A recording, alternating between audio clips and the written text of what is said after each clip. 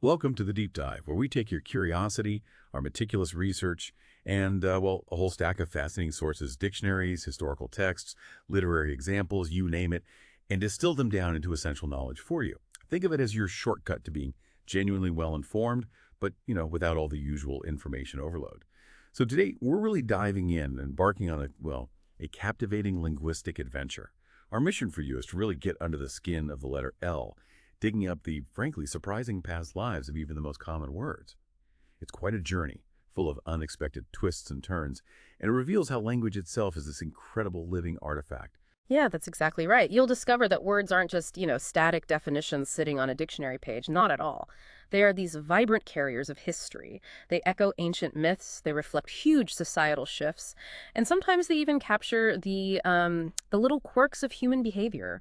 Together, we'll explore what these hidden histories tell us about how language evolves, how it subtly mirrors our changing world, and sometimes how it even plays some astonishing tricks on us. Okay, so let's unpack this. Get ready for some serious aha moments as we delve into these L words. I, from toil to identity, the shifting sands of labor and labels. Right, our first linguistic expedition, if you will, starts with words that maybe surprisingly trace the very fabric of human experience from, like the sweat of our brows to the basic ways we define our world. We're kicking off with the sheer exertion of existence, the word labor, and its fascinating linguistic family. What's truly fascinating here, I think, is how a word for something as fundamental as just physical strain manages to evolve, how it becomes a descriptor for really complex societal structures. It almost serves as a linguistic blueprint for our social and economic history. Labor itself, it originates from the medieval Latin laboratorium, which literally meant a place where work is undertaken. And that in turn stems from the Latin verb laborare. Laborare, meaning to toil or to trouble. Exactly, to toil, to trouble. So at its very core, labor is about struggle, right? Effort, maybe even a burden. You can really feel that raw meaning in its earliest English uses. It was a pretty straightforward word for simple physical exertion, used both as a noun and a verb, and it came directly from Old French labor and laborer. Both of those kept that Latin sense of toil, trouble. It really brings to mind images of, a peasant tilling a field or a craftsman at his bench. Hard work. Absolutely hard physical effort. But then something interesting happens. By the late 16th century, we see a very specific and I'd say profoundly poignant application emerge. Labor came to refer particularly to the intense exertion involved in childbirth. Oh, right. And this shift, it highlights how a general concept of strenuous effort was kind of narrowed down to one of humanity's most universal, physically demanding, and, life-altering experiences. It embodies both struggle and creation simultaneously. It's a really powerful testament to the word's ability to absorb these profound human experiences. That is a powerful connection. Deeply human. And the word's journey, it certainly doesn't stop there, does it? By the late 18th century, you've got the dawn of the Industrial Revolution, and its meaning broadens out again. It moves beyond just individual effort to encompass collective efforts to produce commercial goods for the community. You can almost picture the factories, the assembly lines starting to appear. And then from there, it transferred again to mean the workforce itself, the whole mass of people engaged in production. It's like you can trace the societal transformation from, individual farming toil to industrial collective effort just by following this one word. It's an almost perfect linguistic echo of the Industrial Revolution. It really is. And if we connect this to the broader societal landscape, this whole semantic journey directly influenced the formation of a major political entity.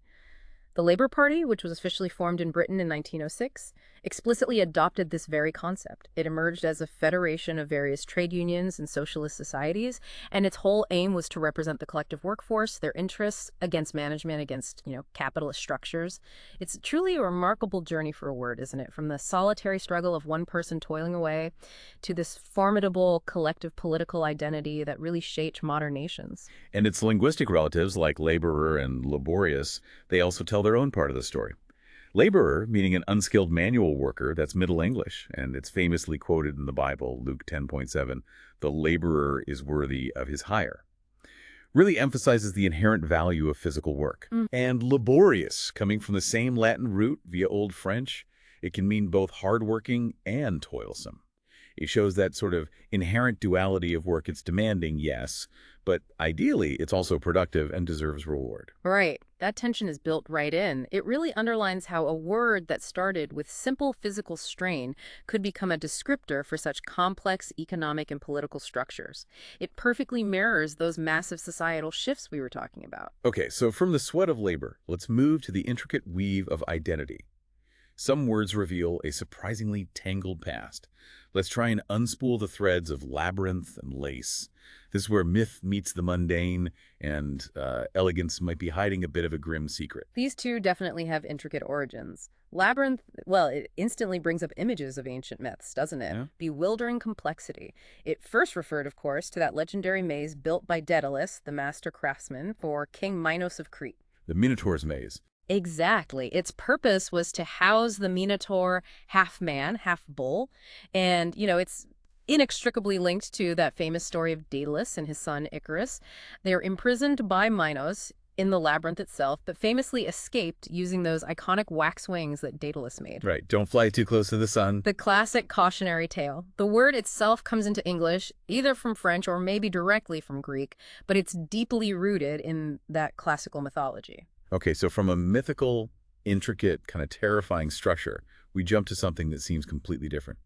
Delicate, beautiful, lace. And here's where it gets really weird, almost like a linguistic twist of fate.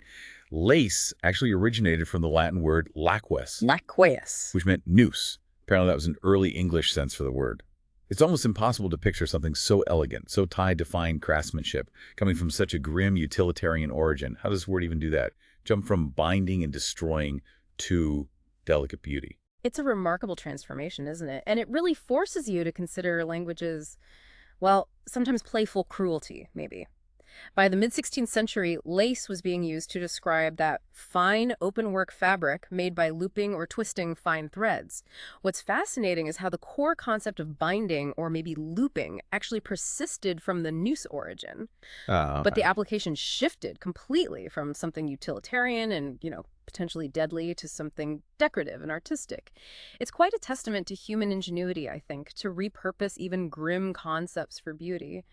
The intricate patterns of lace still involve a form of binding threads together, right? But the intent is just totally different. And then the verb lace took on even more figurative meanings, moving even further away from those grim origins.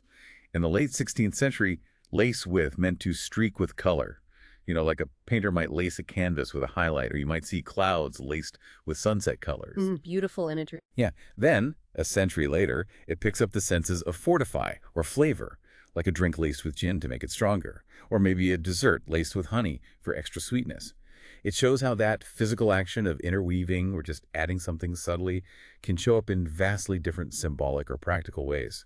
It's almost like the word itself got more refined over time. It truly does seem that way. And it raises an important question for us to think about. How do terms that are so tied to physical construction or binding like a maze or a noose evolve to describe abstract concepts, mythical things, or even sensory experiences? The noose origin for delicate lace is particularly startling. It hints at how words can carry these whispers of their grim past, even when their modern use seems to have completely shed that association. It's a powerful example of language's capacity for, well, radical semantic drift. Okay, our final word in this first section is label. We see labels absolutely everywhere, right? Clothes, food, political identities, digital categories. Everything seems to have a label. But what's actually in a label historically? How did this simple word become so fundamental to our modern world? Well, the early meaning of label in Middle English was really simple, just a narrow strip or band. It came from an old French word for ribbon, and some scholars even trace it back further, possibly to a Germanic origin, so a very ancient, very simple physical description. So initially, just a plain old strip of material. But then it became more specific, more functional, didn't it? By the late 15th century, our sources show it was being used as a narrow strip of material attached to a document to carry the seal. Right, like a wax seal. Exactly. Yeah. That feels like a crucial step towards identification, towards authentication. It's moving from just being a physical object to being an instrument of legal or official verification.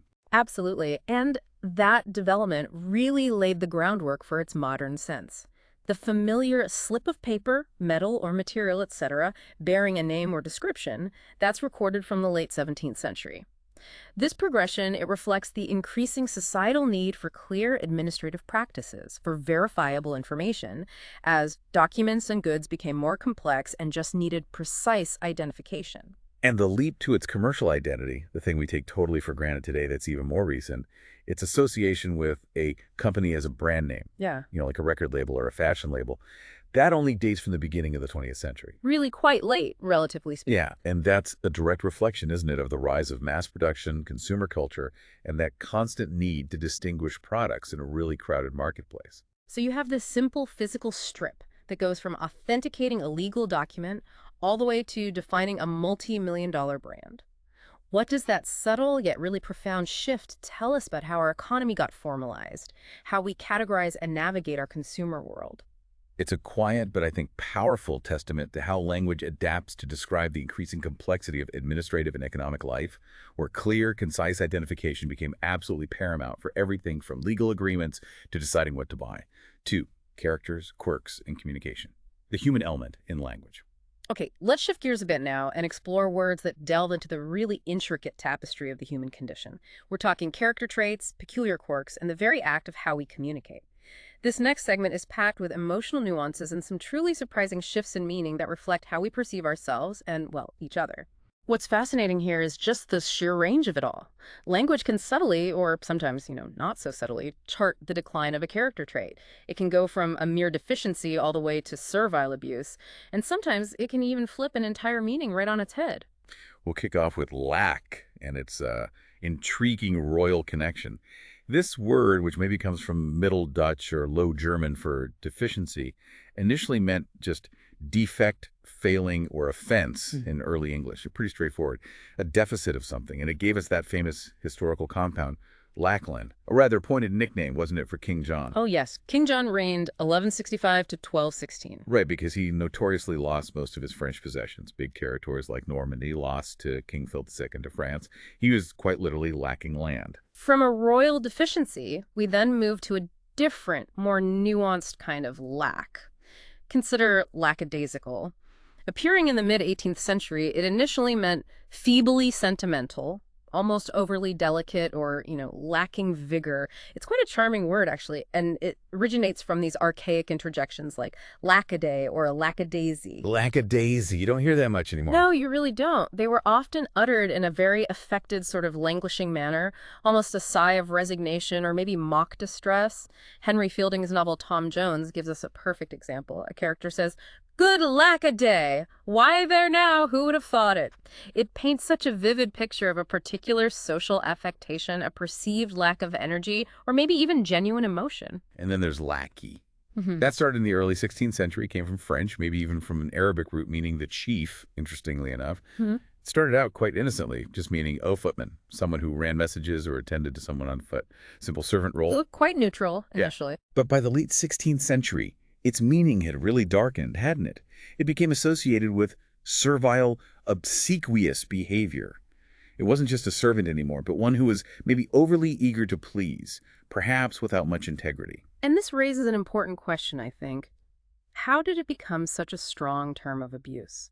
How did it evolve from a simple attendant to someone seen as truly contemptible? By the 1930s, lackey was being applied specifically as a highly derogatory term for a servile follower in political contexts. It was used to dismiss someone as just a mere puppet or a sycophant, a very long way from a simple footman. It powerfully illustrates how a word can be weaponized in language, used to denote a complete lack of independence or self-respect. Now, what stands out here, and this is truly one of the most astonishing linguistic twists we've encountered, is the word lousy. This word feels so commonplace in its informal modern use. Originally, lousy in Middle English meant exactly what it sounds like, full of lice, and by extension, dirty, contemptible. Makes perfect, if unpleasant sense, a very undesirable state. Precisely. But here's the astonishing part, the almost defiant part. By the mid-19th century, particularly in U.S. English, it developed an almost inverted meaning. Swarming, full, abundantly supplied. Right, like the beach was lousy with tourists. Exactly, or he's lousy with money. This flip, from indicating infestation and disdain to indicating an overwhelming, perhaps even undesirable abundance, it truly showcases a unique form of irony in language. It speaks to a certain maybe American exuberance, a desire to express profusion, even if it comes from a word originally steeped in disgust. It's almost like a linguistic act of defiance against scarcity, using a negative to express a surprising positive. It's absolutely amazing how a word can chart such a decline, from mere deficiency to servile abuse and lackey, and then in another instance like lousy, flip entirely from infestation to abundance. It really highlights the deeply ironic and unpredictable paths language can take. Okay, now let's explore the weight and lightness of words related to communication itself, literacy, and the very act of learning. These terms are so foundational to how we understand and transmit knowledge. What's fascinating, I think, is how deeply rooted our concepts of knowledge, education, communication are in the physical act of speaking, writing, and reading. Take language itself.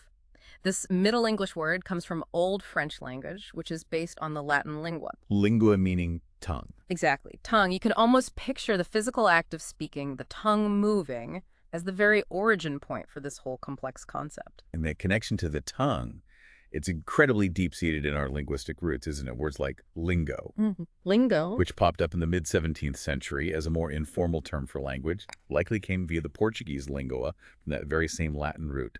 And then you have linguist, a person who studies languages, appearing in the late 16th century, followed by linguistic in the early 19th century, all clearly deriving from Latin lingua. It really grounds the abstract idea of language in the physical anatomy of speech. And then we have letter, another Middle English word, directly from Latin littera. Now, in the singular, it meant letter of the alphabet, those individual building blocks of written communication. But in the plural, literae, it meant epistle, literature, culture. Wow, so a single character could literally represent an entire world of knowledge, correspondence, civilization. Precisely. This Latin base is just foundational to so many English words related to reading and writing. That makes perfect sense, tracing the lineage from individual symbols to vast bodies of work. Literal, for example, that's late Middle English. It first related to literal characters, the actual letters of the alphabet. Then, by the late 16th century, it expanded to mean verbally exact or relating to the etymological sense of a word. It's all about precision, right? Sticking to the very essence of the written or spoken word, not straying from its core meaning. Indeed. And from that same concept of letters and writing, we get literate. Also, late Middle English, from Latin literatus. Literature, initially meaning simply knowledge of books, also stemmed from that same origin. But literacy itself, as a noun that only appeared in the late 19th century, initially it defined just the knowledge of reading and writing. However, it has expanded dramatically in modern usage, hasn't it? It now encompasses a broader know-how or competence. Like computer literacy. Exactly, or financial literacy. This expansion of literacy is particularly interesting because it shows how the very definition of foundational knowledge adapts to technological and societal advancements. What was once purely about the written word now covers a much broader understanding of complex systems and essential skills. And what about lesson? That's Middle English, from Latin lectio, meaning a reading. It originally referred quite literally to a public reading of text or a portion of a book to be studied, maybe like a church reading or something. By the late 16th century, it gained the very common sense we use today. An instructive example, something you learn from. And here's where it gets really interesting. Perhaps one of the most curious cases of semantic reversal in English, the word learn. From Old English, it had a fascinating dual meaning in Middle English. It could mean both to gain knowledge and to teach. Seriously? Yes. The adjective learned from this period quite literally meant a person who has been taught. Wait, hang on. So if I had said hundreds of years ago, I learned him how to read, that would have been perfectly correct and understood. That's just wild to think about, considering how firmly we're taught that distinction today. You'd get corrected immediately. Exactly. It would have been entirely acceptable, perfectly normal. However, in current English, using learn to mean teach is now considered not only incorrect, but, well, it's often described as an unlearned usage, ironically. This specific evolution highlights how language, in a sense, kind of polices itself over time. It sets new grammatical boundaries, decides which usages are correct and which fall by the wayside, often influenced by education and standardization efforts. This whole segment really reveals how deeply rooted our concepts of knowledge, education, and communication are in the physical act of writing letters and reading, and how the rules governing these concepts just continue to evolve. Okay, our next set of words really plays with the transformative power of perception, especially through the interplay of light and shadow and how those sensory experiences can take on profound emotional weight. Let's talk about lurid. Lyrid. From the mid-17th century, it started out with a rather muted, almost dull meaning. Pale and dismal in color. It stemmed from Latin for bluish. Think of a hazy, maybe sickly or shadowy, light, certainly not vibrant or intense. Kind of gloomy, really. That's such a stark contrast to how we use it today. I mean, lurid details. By the early 20th century, its meaning dramatically shifted to furiously angry, or even sensationally shocking. How on earth does a word go from describing a dull color to intense rage or scandalous content? It's almost like a linguistic jump scare, complete reversal of emotional tone. It's quite a semantic leap, isn't it? The thinking is it probably picked up that intensity through association with other words or contexts, particularly in sensationalist media. Imagine it being used to describe grim or shocking scenes, a lurid crime scene, a lurid account of a riot. Ah, okay. The context bled into the word. Precisely. The inherent dismal quality of the color then kind of blended with the sensational or horrific content of the stories it described.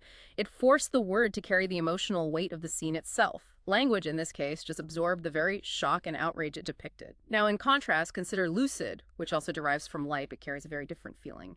Lucid came into English in the late 16th century, initially meant bright, luminous, often used in a really beautiful poetic sense.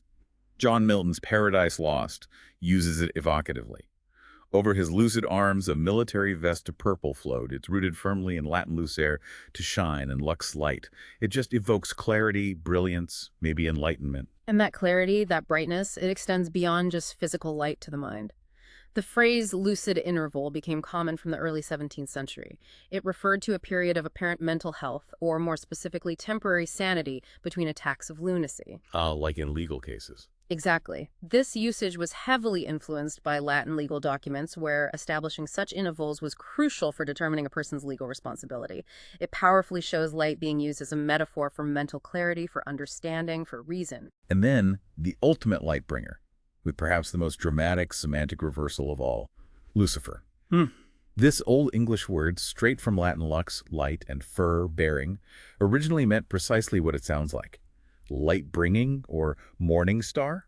It specifically referred to the planet Venus, right, appearing brilliantly before sunrise, a beautiful celestial image. Absolutely. Yet its pervasive and incredibly powerful association with the rebel archangel, with Satan, comes almost entirely from a single, profoundly influential biblical quotation. "How art thou fallen from heaven, O Lucifer, son of the morning?" from Isaiah 14:12. Just that one line. Essentially, yes. That one verse, interpreted rightly or wrongly, that's another discussion, but interpreted as referring to Satan's fall from grace, irrevocably changed the perception of a word. It went from a symbol of natural light and beauty to one of ultimate evil, pride, and rebellion. It's an extraordinary example of how a singular cultural or religious narrative can completely redefine a word's meaning for centuries. This segment beautifully explores how words denoting light or color can take on such intense emotional or symbolic weight, sometimes even completely reversing their core sentiment. It's a powerful reminder of how cultural narratives, religious texts, even everyday usage in media can dramatically shape and transform language, giving words lives far, far beyond their original literal meanings. 3. Everyday objects, unexpected origins, the stories behind what we touch. Okay, let's turn our attention now to the everyday objects that fill our lives, and let's discover how their names reveal some truly unexpected origins. From humble covers on our heads to luxurious cars, our common words have taken quite a linguistic journey. Indeed, we often don't think twice about the words for commonplace items, do we? It's like they've always just been what they are. But they often hold surprisingly rich and sometimes quite humorous histories. Take lid, for example. This Old English word has a clear Germanic origin from a base meaning simply cover. Pretty straightforward. Like eyelid. Exactly, eyelid. The natural cover for your eye. Perfectly logical. But here's where the linguistic playfulness comes in. By the early 20th century, lid became playful slang for a hat. Our sources even quote the master of witty prose, P.G. Wodehouse, mentioning a Sherlock Holmes deerstalker, frightened more crows than any other lid in Worcestershire. It is wonderful. It's such a charmingly informal, almost dismissive way to refer to headwear, isn't it? Taking a general term for a cover and applying it to a very specific, often fashionable item. It really is a great example of how language adapts to informal, everyday speech and develops these new, often humorous registers. Now, what about the latter? This Old English word is West Germanic. very ancient, directly related to climbing. But its most surprising evolution isn't about reaching heights at all. It's about something falling apart. That's right. It's used to describe an unraveled section in stockings or knitted garments. A run in your tights. Exactly. That was first applied by seamstresses in the early 19th century. So a ladder isn't just something you climb, it's also that frustrating defect in your hosiery, that line of drop stitches. It's a very specific, practical observation from a particular trade being encoded directly into language. It draws a visual parallel, doesn't it, between the rungs of a ladder and the vertical tear in the fabric. It's a wonderful testament to the keen observation skills of people in their daily trades and how their specific experiences can really enrich the broader language. Now, for something a bit more luxurious perhaps, the limousine. When you hear that word, you immediately think luxury cars, right? Often long, sleek. Definitely. Status symbol. Totally. But the word itself is much older and has a surprisingly humble, almost provincial origin. Oh, this one is brilliant. Limousine, adopted in the early 20th century, is basically an adoption of a French adjective meaning of Limousin. Limousin, the region in central France. That's the one. And here's the surprising part. It originally referred to a caped cloak worn by shepherds and coachmen in that very specific French region, just a protective piece of clothing. A cloak? Seriously, how does that become a car? Well, here's the clever connection. The early version of the car, the early limousine, was named for its distinctive roof design. The roof extended forward and protected the outside driving seats. Ah, like the cloak protected the coachman. Exactly, and mimicked the broad protective feature of that limousine cloak. So your opulent, fancy luxury car actually has roots in the simple protective attire of a regional French peasant or coachman. It's a fantastic example of how utility and practicality, even in something like protective clothing, can drive linguistic innovation and ultimately lead to these completely unexpected associations. These examples vividly show how common objects, or even just parts of them, can be repurposed in language. Sometimes with surprising shifts into fashion or industry or even humor. It's all about how utility, practicality, and even just visual resemblance subtly shape our vocabulary over time. Okay, now get ready for a truly surprising connection. This one links the absolute mundane to the, well, magnificent, or at least powerful. We're going to talk about washing, eating, and living, and reveal the shared Latin roots of lavatory and lava. Chuckles. Yes, this one usually gets a reaction. They seem utterly unrelated. One is a place of hygiene, the other a destructive force of nature. How can they be connected? And yet, it's absolutely true. Both lavatory and lava share a surprising common origin in the Latin verb lavar. Lavar, meaning to wash. Meaning to wash. This connection, once you see it, makes you look at both words in an entirely new light. That's a total mind bender. Yeah. Okay, so lavatory, that seems pretty straightforward conceptually once you know the root. In late Middle English, it initially meant simply a place for washing, like a public bath or Roman piscina, basin for ritual washing. Then, by the mid-17th century, it evolved to mean a room with washing facilities, and it only evolved to its current primary sense of toilet in the 19th century. But even in that modern sense, it's still fundamentally a place for washing, isn't it? Even if the specific washing activity implied has changed focus over time. Exactly. The core function, the idea of washing, remained. But lava is where the lavar connection becomes truly unexpected and, well, almost poetic. Lava was adopted in the mid-18th century from Italian, specifically from the Neapolitan dialect down south.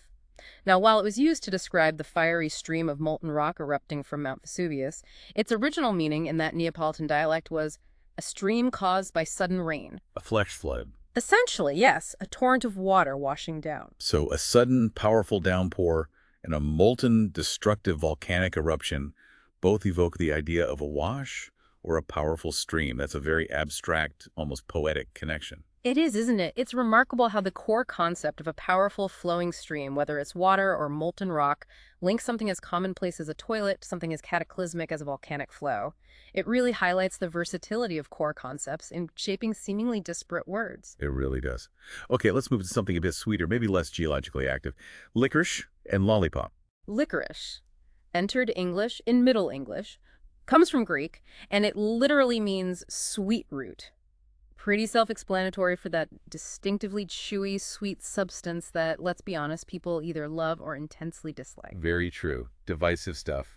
And lollipop, from the late 18th century, has a more playful, maybe speculative origin. It might come from dialect, lolly, meaning tongue, and pop, meaning put quickly. Lollipop. Put it on your tongue quickly. I can see that. You can almost picture someone quickly popping a sweet treat onto their tongue, right? But what's truly fascinating here is how lolly, the abbreviation, later became informal slang for money in British English in the 1940s. Lolly for money, like dosh or readies? Exactly like that. So a sweet treat transforms into a term for cash. It's quite a leap, isn't it? From simple indulgence to a very different kind of reward. That's a truly fun one. And speaking of food, what about lunch? This word feels so utterly everyday, so modern and quick, like a sandwich break. Well, lunch, from the early 19th century, is actually an abbreviation of luncheon. And luncheon was in use way back in the late 16th century, meaning a thick piece or hunk of food. It might even derive from the Spanish word lonja, meaning slice. So it literally started as a description of a substantial portion of food, not necessarily a light meal. A hunk of food. Right. And when lunch first appeared as the abbreviation, it was actually considered a vulgarism by some, or maybe a fashionable affectation by others. So your quick midday meal used to be a bit, well, uncouth.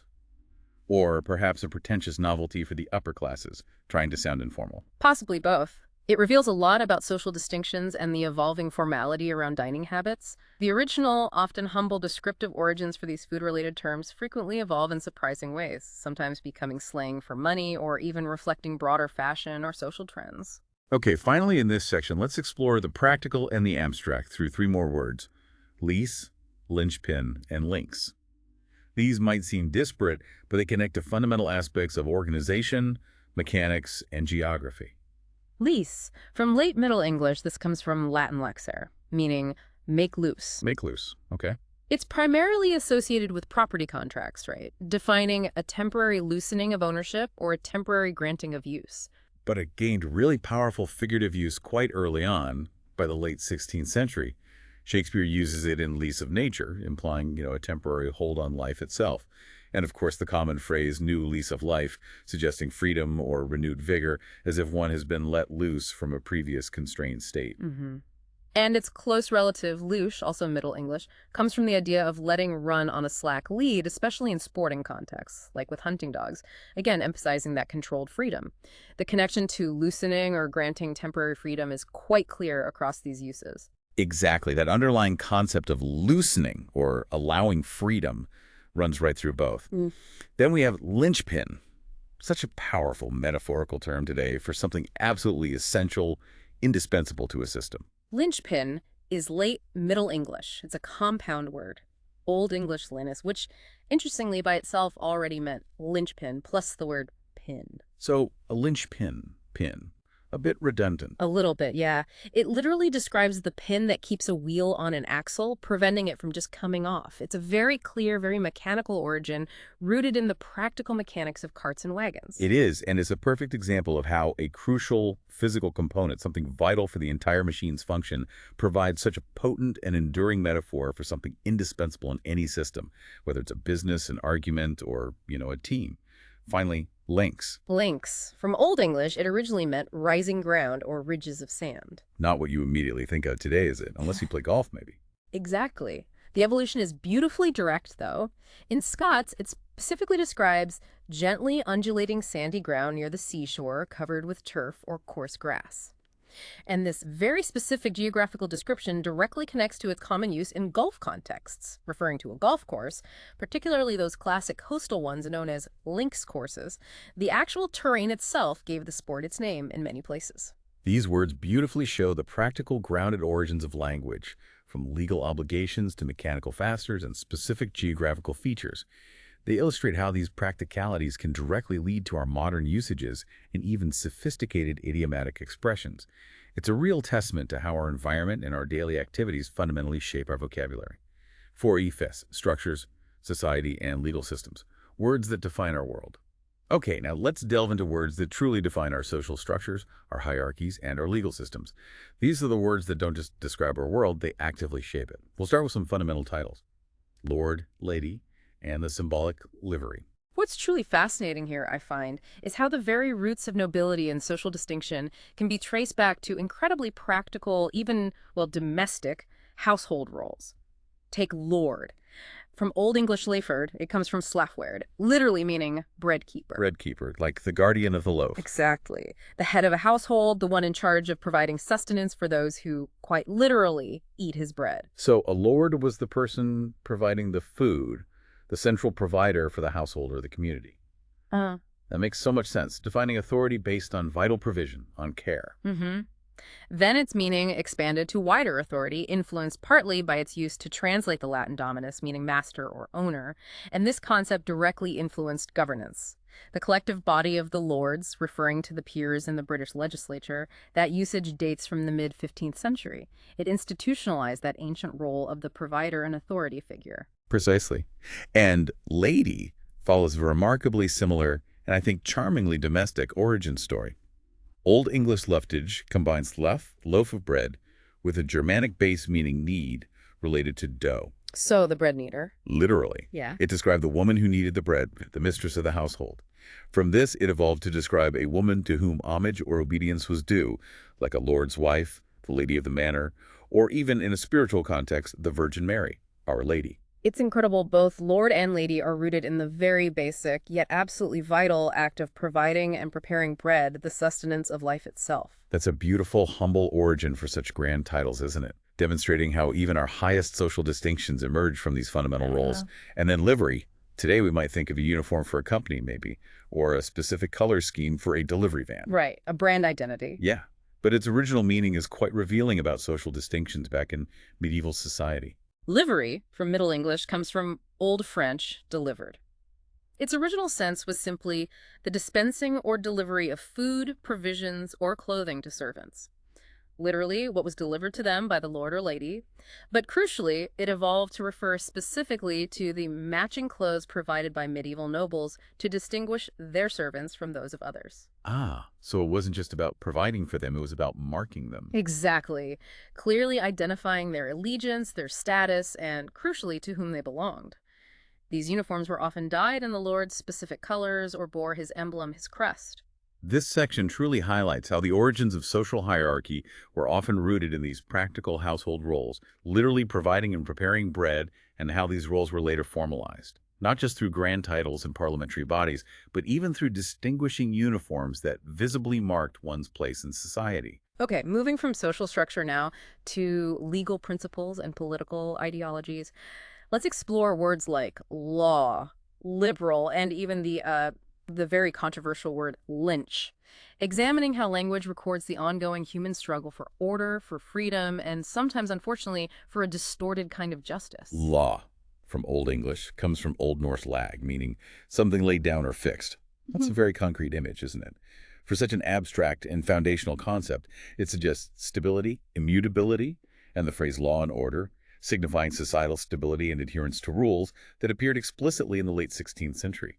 Not surprising, really, as society sought to formalize and enforce their systems more rigorously. And stemming directly from law, we have legal, from late Middle English. It first applied to Mosaic law, referring to the ancient laws given to Moses, and it derives from Latin lex, which also means law. But here's a truly intriguing, almost humorous linguistic detour. In 1920s, taxi driver slang in the U.S., legal as a noun meant the exact fare without any tip included. No way. Yes. So, after navigating the complexities of ancient religious codes, the word's trajectory includes the precise, perhaps ungenerous, calculation of a taxi fare. That's a fascinating and incredibly unexpected detail. From the ancient and divine to the very mundane, practical economics of a city street. Quite a journey for one word. Yeah. And then there's liberal, a word with such a rich, dynamic, and often contested history, especially in modern political discourse. Liberal. Middle English comes from Latin labor, meaning free man. Its early senses were quite specific. Suitable for a free man, implying someone not bound by slavery or rigid class structures. Then it broadened to suitable for a gentleman, meaning someone not tied to manual labor or trade, and thus free to pursue higher learning. Which gave us the liberal arts. Exactly. Studies traditionally pursued by a free man, like philosophy, rhetoric, grammar. So it originally denoted a certain kind of educated, independent status, almost an intellectual freedom. But then it evolved further, didn't it? Moving beyond social status to describe more a way of thinking. Yes. An early meaning of generous, as in liberal amounts of wine, led eventually to an obsolete sense of free from restraint. And this, in turn, evolved into the core modern sense, open to new ideas by the late 18th century, signifying intellectual freedom, progressiveness. This transition beautifully shows how a concept of freedom applied first to status and education that expanded to encompass a freedom of thought and openness to change. Liberal then solidified into a distinct political term in the early 19th century, and the Liberal Party emerged in the 1860s from the old Whig Party as a major political force in Britain advocating for reforms and individual liberties. What's fascinating here is how that broad concept of freedom translated into a specific political ideology that championed progress and individual rights. And related to that desire for greater equality, but taking a more radical and direct turn in history, were the Levelers during the tumultuous English Civil War in the 1640s. They were a fascinating group who strove to create a balance of position or rank in society. They advocated for really radical changes like the abolition of the monarchy, for agrarian and social reform, and for religious freedom. Their name itself speaks directly to that desire for equality, doesn't it? To level the playing field, to flatten those entrenched social hierarchies. Now, this brings us to a word that encapsulates a deeply painful and contested history, a powerful reminder of how language can encode the darker aspects of our past. Lynch. Lynch, from the mid-19th century, means to hang or execute in the context of mob justice, deriving from Lynch's Law or Lynch Law, which dates from the early 19th century. Now, this term is widely believed to come from a Captain William Lynch of Virginia around 1780, who reportedly headed a self-constituted judicial tribunal during the American Revolutionary War era. And it's absolutely crucial for us to remember, as our sources clearly indicate, that no conclusive evidence of his direct involvement in any such act has been found. This means the origin, while attributed, is still contested. The name itself might be more symbolic or legendary than historically accurate regarding Captain Lynch's direct participation in the specific acts of extra-legal violence that became associated with his name. Yes, that's a vital point. We present this information as it is in the sources, acknowledging the powerful and often controversial history embedded within the language itself, but without endorsing the acts or the specific attribution. It's a word that carries immense historical weight and must be approached with, impartiality and sensitivity. This section truly delves into how words reflect the very foundations of societal structures, legal principles, and political ideologies, from fixed laws to the dynamic concept of freedom, and even the controversial history of extra-legal, often brutal justice. The story of Lynch is a powerful reminder of how language can encode deeply contested and painful histories, which we must understand without judgment. Okay, finally for this section, let's look at words associated with the pursuit of pleasure and relaxation, reflecting how society defines and enjoys its downtime. Leisure and lounge. Leisure. Middle English. It derives from the Latin licere, meaning be allowed. Be allowed. Interesting. Yes, and this emphasizes freedom of personal choice. It's not just about having free time. It's about having the freedom to choose how you spend it, not being constrained by obligations or necessities. The phrase "a lady of leisure," which dates from the 1940s, perfectly embodies this idea of unburdened freedom and the ability to indulge in one's own pursuits. So leisure isn't simply a lack of work, but really a privilege of freedom and choice. And then lounge, which perfectly captures a certain relaxed attitude and the spaces designed for it. Lounge, early 16th century. It initially meant to move indolently, suggesting a slow, relaxed, almost lazy movement, perhaps ambling about without purpose. It later evolved to describe a type of sitting room in the late 19th century, a dedicated space designed for that very indolent, comfortable movement and relaxation, often found in hotels or public buildings, you know. A hotel lounge. Exactly. And then it evolved even further into these evocative phrases like lounge lizard, early 20th century U.S. slang for a man, well, idly seeking a wealthy patroness. Chuckles. Yeah. Not exactly dignified, but very descriptive. Perfectly descriptive as someone lounging with a specific, perhaps slightly disreputable intent. And then lounge music from the 1980s U.S. English for that easy listening, atmospheric music, perfectly setting the mood for relaxation and, well, lounging. These words beautifully encapsulate the evolution of society's relationship with work, rest, and entertainment. They track the shift from basic allowance, being allowed time off, to the development of entire subcultures and designated spaces centered around relaxation and pleasure. They show us how language reflects our changing values, moving from merely describing actions to defining entire lifestyles. V, intriguing idioms, unexpected shifts, and lingering mysteries. Now we come to the final segment of our deep dive. A collection of intriguing idioms, words with truly unexpected shifts in meaning, and a few lingering mysteries that highlight the dynamic, often unpredictable nature of language. We begin with emotional nuances and powerful figurative leaps where physical descriptions transform into metaphors for internal states. Take lather. This Old English word referred quite literally to washing soda or the frothy bubbles it produced when mixed with water, a very physical, bubbly, sudsy image. Soap lather. Simple enough. Simple enough. But by the early 19th century, it gained that brilliant figurative meaning of agitation or excitement, as in, he got into a lather over his mistake, describing someone flustered and worked up. So from simple soap suds to intense emotional turmoil, that's a fantastic leap of metaphorical extension, connecting physical effervescence to internal agitation. It's a great example of how a very specific physical sensation can become a powerful metaphor for an internal state that evokes a similar feeling of, bubbling or frothing over. Similarly, consider the verb limp. In late Middle English, it originally meant to fall short of or to be deficient. It then evolved to mean to walk unevenly, perhaps due to an injury or a defect. The adjective limp, appearing in the early 18th century and meaning lacking firmness, is probably related. It carries the basic sense of hanging loose or lacking rigidity. And it's even used in modern transport contexts, isn't it? Like a ship that might limp into port in the 1920s, showing a lack of power or strength, struggling to move efficiently. It encompasses both a literal and figurative sense of weakness, unevenness, or deficiency. Next, lump. In Middle English, it simply referred to a shapeless piece or a solid mass without a defined form. By the late 16th century, it was used disparagingly for a heavy, dull person, suggesting someone cumbersome or unintelligent. A bit insulting. Calling someone a lump. Yeah. But then, by the early 19th century, it captured that powerful and universally understood emotional sensation.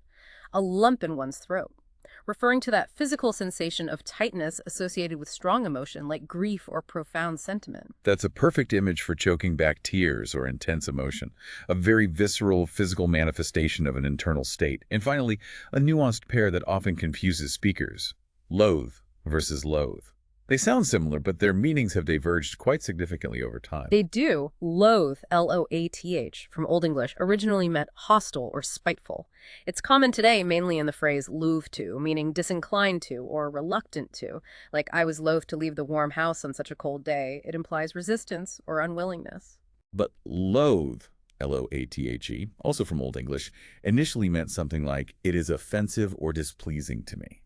Its modern sense, however, has strengthened significantly, hasn't it? Particularly in contexts of food aversion.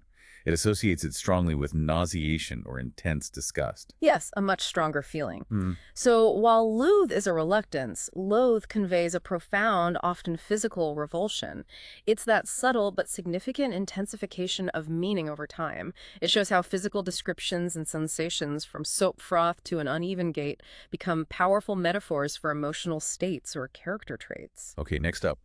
Language's playful turns as it draws inspiration from the natural world and ancient stories. This segment explores animals, myths, and how they become human descriptors. What's fascinating here is how often animal names or mythological references become human descriptors, sometimes with a humorous slant, sometimes frankly derogatory. Take lobster. This Old English word is an alteration of the Latin locusta, which meant both crustacean and lobust, apparently named for a perceived shape similarity. Maybe the long antenna or the segmented bodies evoked a connection. So, a creature of the sea named partly after an insect of the land, just because they kind of look alike. That's visual linguistics right there. But then it gets even stranger, more culturally specific. Yeah. By the mid-17th century, lobster was a contemptuous name for a British soldier. Right. Initially applied to cuirassiers, those armored cavalry soldiers, but then more broadly associated with their characteristic red military coats, which I suppose resembled a cooked lobster to some eyes. The redcoats, called lobsters. Exactly. And then in U.S. slang from the late 19th century, it came to mean a slow-witted or gullible person. Wow, so a lobster is a crustacean, kind of an insect, a formidable soldier, and finally, a term for being a bit thick. What an incredible, multifaceted journey for one word, traversing natural history, military disdain, and casual insult. It's quite the ride. That's probably one of my favorite evolutions so far, from a soldier to a fool. What about loon? We know it as meaning a silly or crazy person, but its origin is firmly rooted in nature, isn't it? Yes, loon, which emerged in the late 19th century for a silly person, comes from the mid-17th century North American term for a diver, that large aquatic diving bird known for its distinctive, often eerie, calls and its somewhat clumsy movements on land. This shift in meaning seems to reference the bird's erratic actions when escaping danger on the water. Perhaps influenced by the similar-sounding loony, which is just an abbreviation of lunatic. So a bird that dives erratically and sounds a bit wild becomes a synonym for a crazy person. Makes a certain kind of, well, visual and auditory sense. And then a truly mythological connection. Lotus eater. Lotus. From the late 15th century, it was initially a pretty generic term for a type of clover or trefoil. Homer even mentioned it as horse food. Later, classical writers used it more broadly for various plants, including that legendary one whose fruit, when consumed, induced a state of dreamy forgetfulness and a desire to remain in blissful inaction. Ah, the Homeric tale. Odysseus and his crew were those who ate the lotus fruit, totally forgot their homeland, their mission, everything. That's the one. And this vivid literary image led directly to the term lotus eater in the early 19th century. It means someone indulging in pleasure and luxury rather than dealing with practical concerns or responsibilities. It's a literary and mythical origin that perfectly describes a particular kind of escapism and indolence. It's almost like a cautionary tale embedded right there in the word. These examples truly show how language draws connections across such diverse domains, from physical appearance to observed animal behavior, and how mythological or animalistic traits can become human descriptors, often with a humorous, critical, or even derogatory slant. They remind us that our vocabulary is deeply intertwined with our observations of the world around us and, crucially, the stories we tell. Okay, finally, let's explore some modern idioms and a few lingering unknowns, showing that language is a constantly dynamic system, always evolving, and that, well, some mysteries of origin simply remain unsolved. Indeed. We have liturgy, for instance, mid-20th century, its origin unknown, a true linguistic enigma. Nobody knows for sure. Right. However, it was widely popularized in that iconic British radio comedy series, The Goon Show, in the 1950s and 60s, typically used in the ominous phrase, the dreaded lurgy, Last there, the dreaded liturgy. referring to a fictitious, highly infectious, and often comically incapacitating disease. So a made-up, intentionally vague word from a beloved comedy show becomes a common, albeit informal, way to refer to any unspecified or mystery illness. Yeah. There's a very specific cultural origin for a word, showing the power of media in shaping language. And then there's Lilo, much simpler. Lilo, from the 1930s, describing an inflatable mattress. It's a wonderfully simple alteration, isn't it? A direct, playful sound play on the phrase Lilo. Lilo, Lilo. It's an example of linguistic economy and just cleverness, turning an action into a product name. It is. And limbo, this word has perhaps one of the most fascinating and diverse journeys. It spans theological concepts, physical activity, and abstract states of being. Limbo, late Middle English, came from medieval Latin limbus, meaning hem or border. It first referred to the supposed abode of unbaptized infants or righteous souls who died before Christ, residing on the border of heaven, neither fully in heaven nor in hell, a theological borderline state. It's at the edge of heaven. Right. Then, in a truly remarkable leap, in the 1950s, it became that popular type of West Indian dance where dancers bend backward to pass under a progressively lower bar. How low can you go? Exactly. And now, commonly, it means an undetermined period of waiting or uncertainty, as in the project is in limbo, stuck. That's a huge leap. Yeah. From a theological concept of a spiritual border to a physical dance, and then to a psychological state of indecision or suspension. It perfectly captures how a word can be completely repurposed across wildly different domains.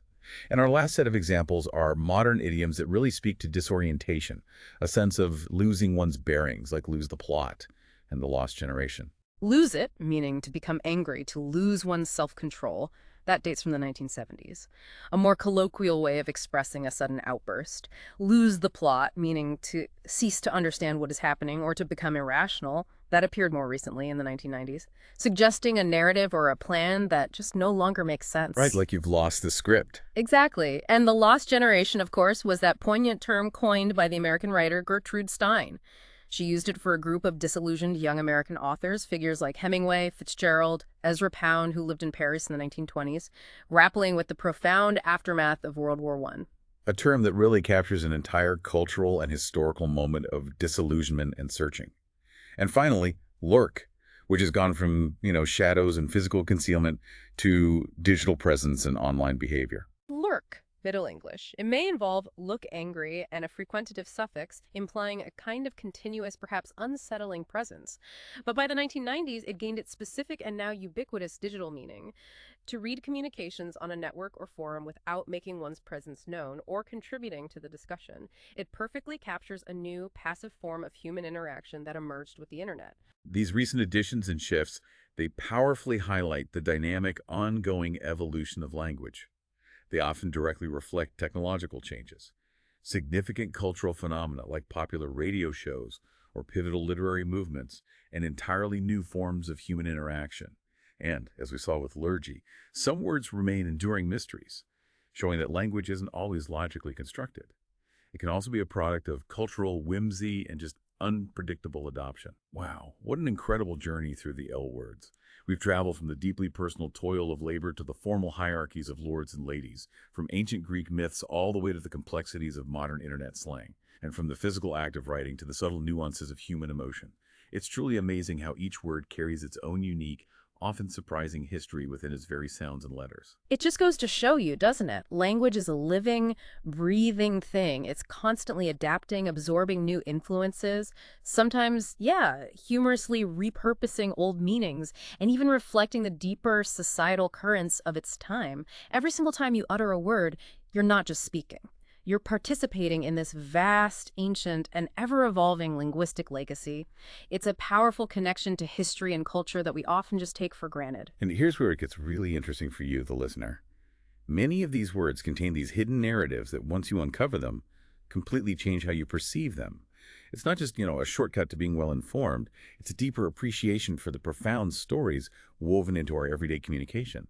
It makes the familiar suddenly seem extraordinary. Yeah, and this raises an important question for you to consider.